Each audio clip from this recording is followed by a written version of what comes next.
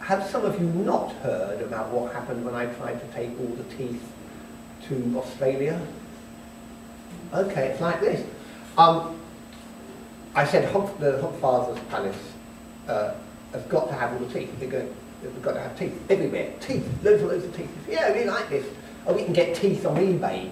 I think that's where they got the teeth. But no one says where the teeth came from.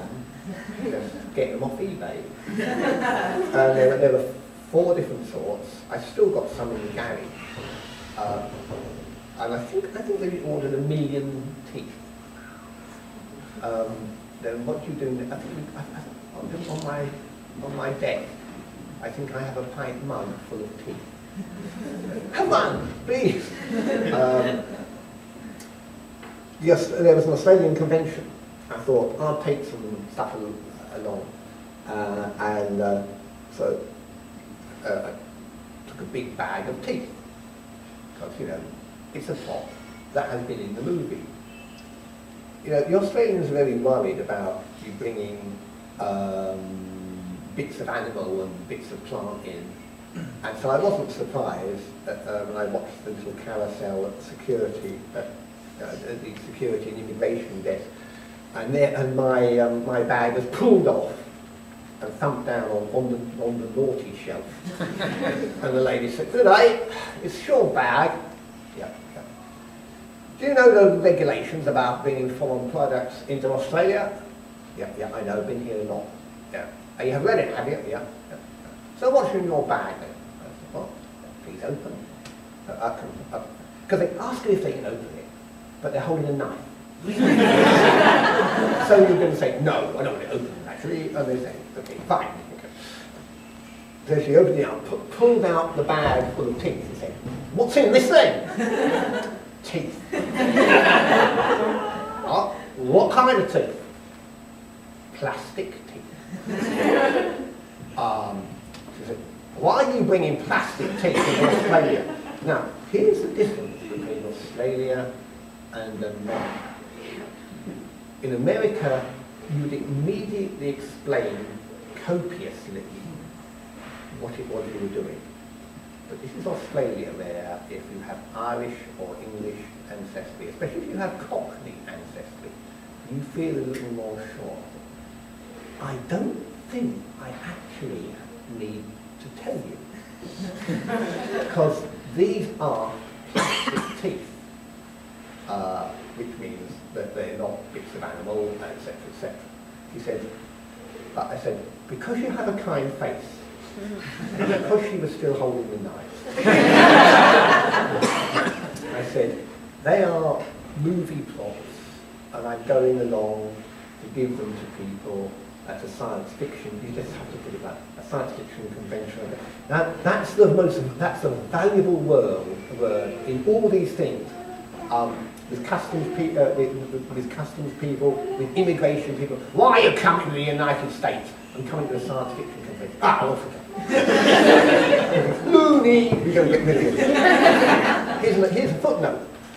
When I went into Memphis for another convention, when I was, for some obscure reason, I was the first Brit off the plane. So I was the first one in line for the jolly, Homeland Security. I don't know where America finds these huge cubes of ebony and turns them into the security officers, because there's always the biggest man there confronting me. And he looked me up and down and said, why have you come to Australia? Why have you come to the USA? I said, I guess they're on at a science fiction convention. Wait there! Sam, I got him.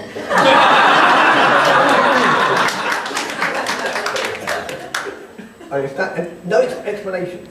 The whole queue is behind me.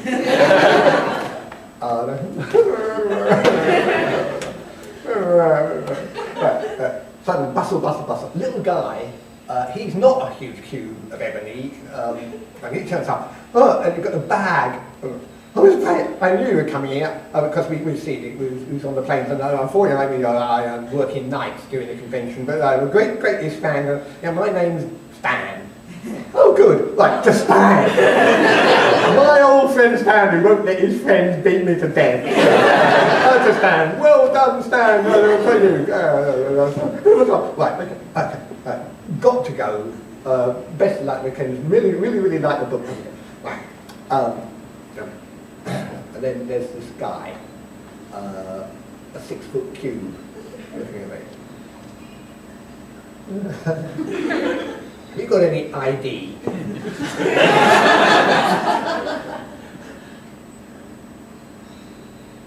Ask Stan. And just for one moment upon the planet, he cracked just the beginning of a smile. And I said, but possibly this helps with the passport. And that was it. And that kind of stuff generally worked. Anyway, so we in Australia, the lady said she was doing okay, and we were about to shut the suitcase, and I said, can I draw your attention to the box marked death? Just in case you were going to ask, that's a full kidney sculptor. She said, no. As she was helping me put stuff back, I said, is this the oddest thing you've seen so far today? And she said, yeah, but it's only 10:30 and the Japanese haven't turned up yet.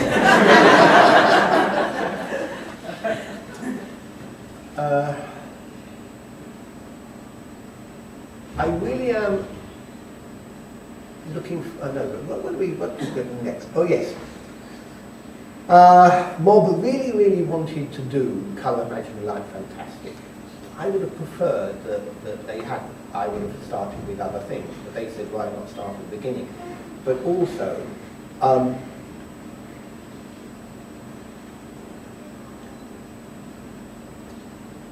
they just really felt that it could be turned into a really good movie.